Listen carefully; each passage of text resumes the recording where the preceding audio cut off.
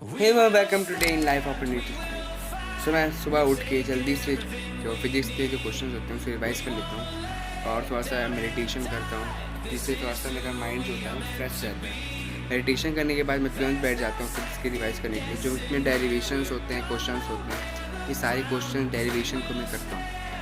Derivations करने के बाद मैंने एक चीज़ रियलाइज़ किया कि मैं अगर किसी भी टॉपिक को जो सर अगर आज पढ़ाए मैं उसको दोबारा पढ़ लूँ कल, तो वो मेरे को पूरे अच्छे से याद होती हैं। और जितने भी डेरिवेशन होती है जो स्कूल में आती हैं, स्कूल एग्जामिनेशन पूछा जाता है, उसको मैं कर लेता हूँ। उसके बाद मैं क्या करता हूँ, रोटेशन मोशन के शॉर्ट नोट बनाता हूँ जो अपने नोट्स से सर ने जो नोट्स बना रखा है उसी से मैं रोटेशन मोशन के क्वेश्चन बनाता हूँ, रोटेशन मोशन के शॉर्ट नोट्स बनाता हूँ, सारे इंपॉर्टेंट फार्मूलाज को उसमें लिखता हूँ। उसके बाद मैं थोड़ा सा बात लेके अपने शॉप पे चला जाता हूँ। उसके बाद मैं आके केमिस्ट्री रिवाइज़ करता हूँ और शॉर्ट में बनाता हूँ। आप भी जाके पढ़ें।